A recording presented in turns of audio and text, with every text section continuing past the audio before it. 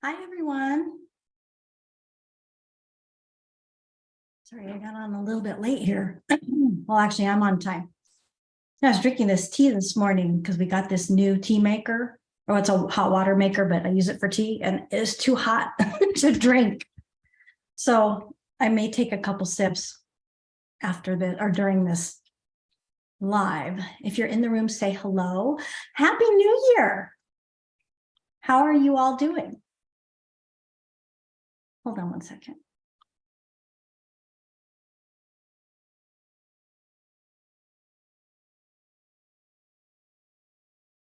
If you're in the room, say hello and Happy New Year. How'd you all celebrate? Did you go to bed like we did early and listen to fireworks throughout the neighborhood? And then we couldn't sleep? Or did you stay up until midnight or till 1 or 2 in the morning? If you're in the room, say hello. How's everybody doing? You might be watching the Rose Parade right now. I'm not sure because it is kind of still a holiday, but I thought, to be consistent, I will be on like I am every other Monday. Doesn't matter if it's a holiday. So if you're in the room, say hello.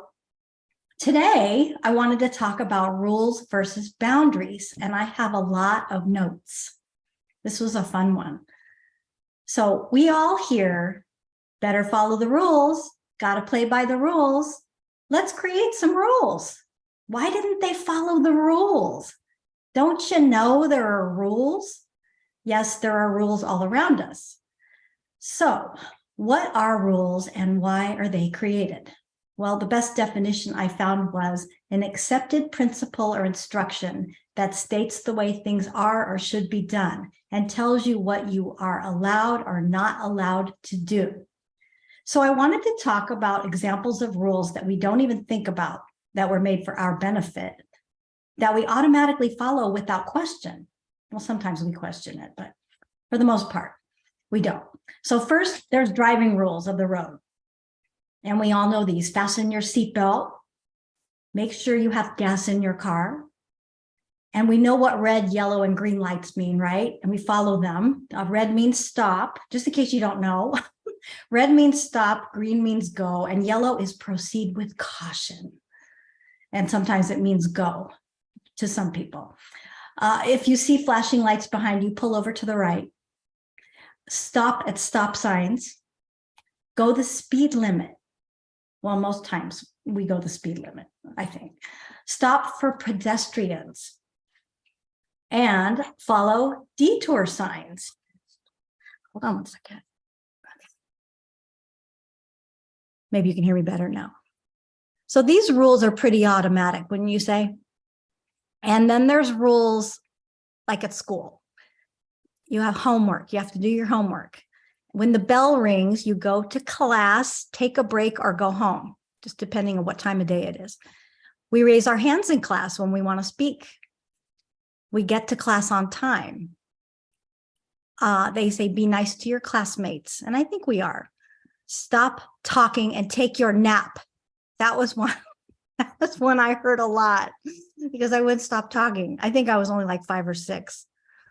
I still don't take many naps. And if I do, they're by accident.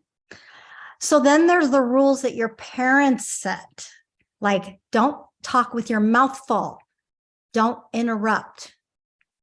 No elbows on the table. Maybe I had more rules than you guys did. Tell me if any of this is familiar. Close your mouth when you chew. Clean your plate. Stand up straight. My dad would say, get to the point, quit beating around the bush. Turn off the lights when you're not in that room. Same with the TV. Cover your mouth when you cough or sneeze. Mind your own business. Put things back where they belong when you're done using them. Sit still. I had a lot of energy. I still do. I'm sure my husband wants to say that to me a lot. Sit still. And then there's the rules you have at work. Get to work on time. And if you do the job, you'll get a paycheck. There's probably more rules, but I couldn't think of any. And then there's general rules when you're out in public, when you're out and about. When you're out shopping, you find goods and you pay for them. That's the rule. When you find the goods, you pay for them. And normally people do. When you're on a plane, you turn off your phone and you fasten your seatbelt. When you go to church, you're quiet, or in a library, you're also quiet. If you're going to go for a walk or a run, you put on shoes first. When you're at the gym, you put away the weights when you're done. There's rules when you're playing a game. And if you see a disabled space, don't park in it. We know that, unless you have a hanger that allows you to. When you go to restaurants, kind of like shopping, you eat. Well, you don't eat you don't eat in stores, but you eat in restaurants. And the rule is you pay the bill and you leave a tip and you pay your taxes. Now, of course, you don't have to follow the rules, but if you don't, you may suffer large consequences and you get to choose. Everything is a choice. Then there's typical household rules, like some of these are very obvious, but they're still rules. You flush the toilets after you use them. You turn off the lights, faucets, oven, and TV when not in use. You lock the doors. You use clean utensils and plates. You bathe, wash your hair, and brush your teeth every day. Don't put your finger in a light socket. Don't put metal in the microwave. You need to feed and take care of your children and pets, and you need to clean the litter box. You need to get dressed before you leave the house, knock on closed doors before entering, and you need to clean up after spilling. All rules. Okay, so we know about rules. Now let's talk about personal or healthy boundaries. Boundaries tell others what you are willing to do and not do. As I've talked about before, we have no control over what others do, but we do have complete control over ourselves. Other people have control over what they will do and not do in response to a boundary we create. So regarding rules versus boundaries, boundaries apply to ourselves, rules apply to others. Does that make sense? So we go through the trouble of creating rules for others, but what about creating internal rules for ourselves? We don't call those rules, though. Again, we call them boundaries. Psych Central says that boundaries can help you assert what you're okay and not okay with. Personal boundaries in relationships are necessary because you may feel resentful and exhausted without them. Many have found that setting boundaries improves your mental health and mood.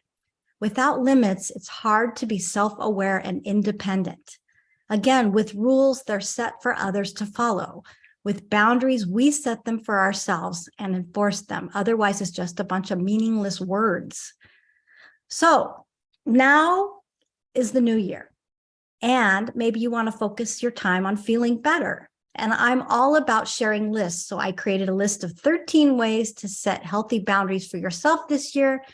And you can call them internal self rules or healthy habits or new ideas.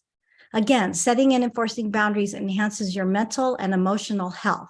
Call them whatever you want. It doesn't matter. You set them for yourself so you can show up as you.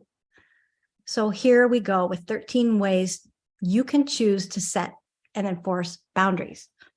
Number 1, stop talking negatively about yourself and judging yourself.